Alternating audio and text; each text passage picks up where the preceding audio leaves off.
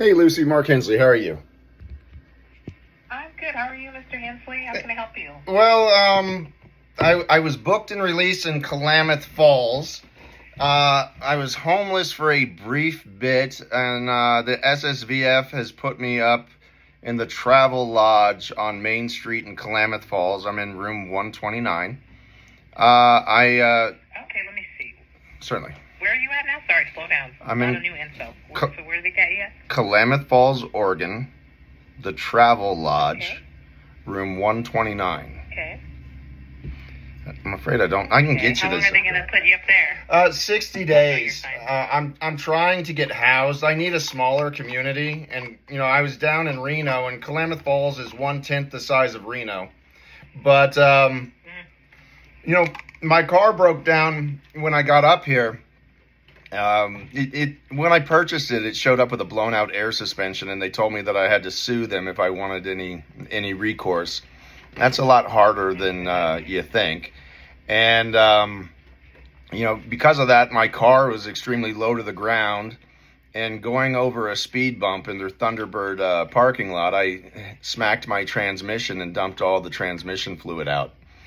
That immediately made me homeless, right? Meaning in everybody's eyes, because I'm a white guy with a dog.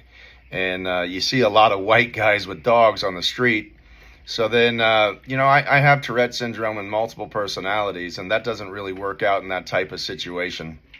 I explained the first thing I did was call 911 and let them know of my situation, and said with my disability, I tend to attract a lot of police attention.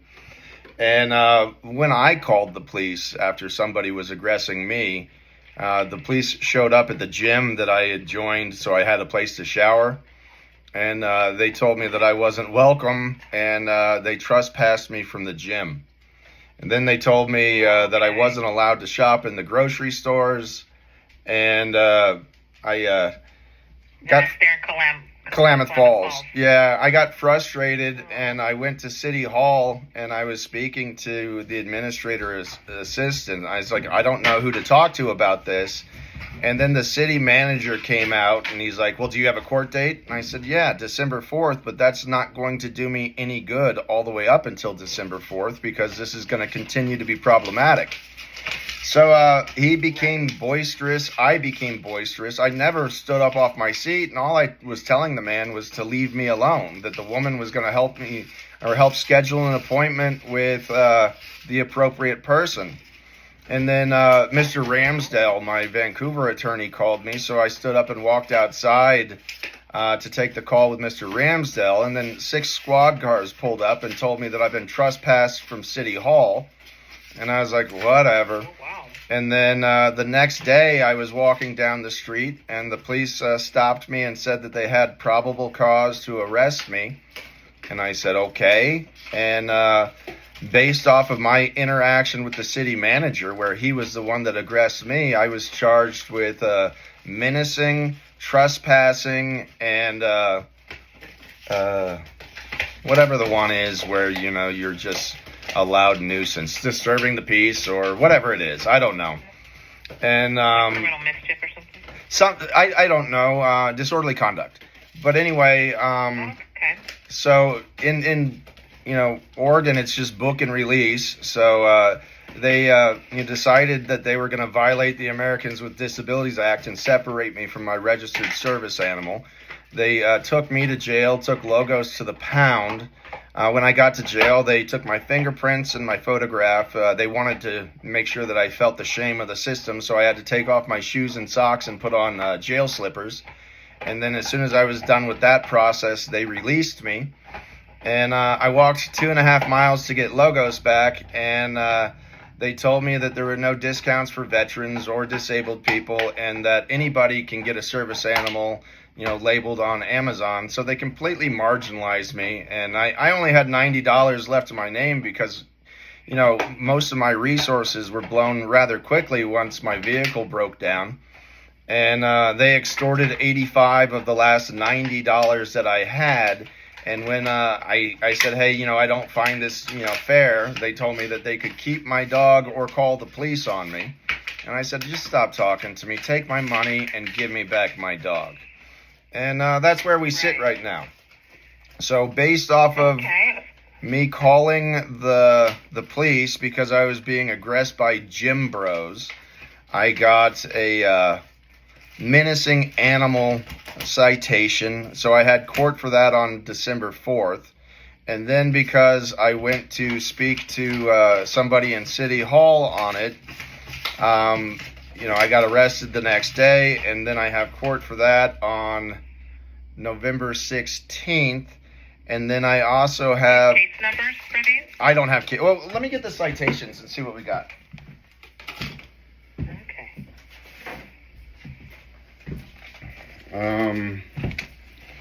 So... on the animal citation, and it just says I must appear, and that's on December 4th. The ID number is 32006871156. Would you like that again? Okay. No. Okay, and that is... Looking, I'm not seeing anything. Oh, well, no, this is what typically happens. I'm just being persecuted by the cops, so all they do is, they hit me with a bunch of stuff right off the bat and then tell me that I can go ahead and leave town if I want, but if I stay, I have to play this game. And if you know anything about me, I don't tuck tail. So that was the first citation I got, and they put that off to December 4th, just basically to chase me out of town. And then I had some guy say that he was going to kick my ass, and he came at me, so I pulled a knife. And then he decided that he wasn't going to aggress me anymore. And then I called the police on the matter, and when the police showed up, they asked me why I didn't run away. I said because he was coming after me. I wanted to stop him from coming after me, and I didn't want my dog to be involved.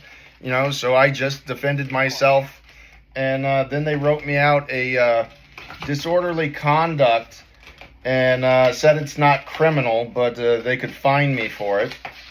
And that court date is November 6th, my birthday, coincidentally, and I don't see I don't see a number on this, but I have a 9 a.m. court date on the 6th. And then the last one is City Hall. And I don't see...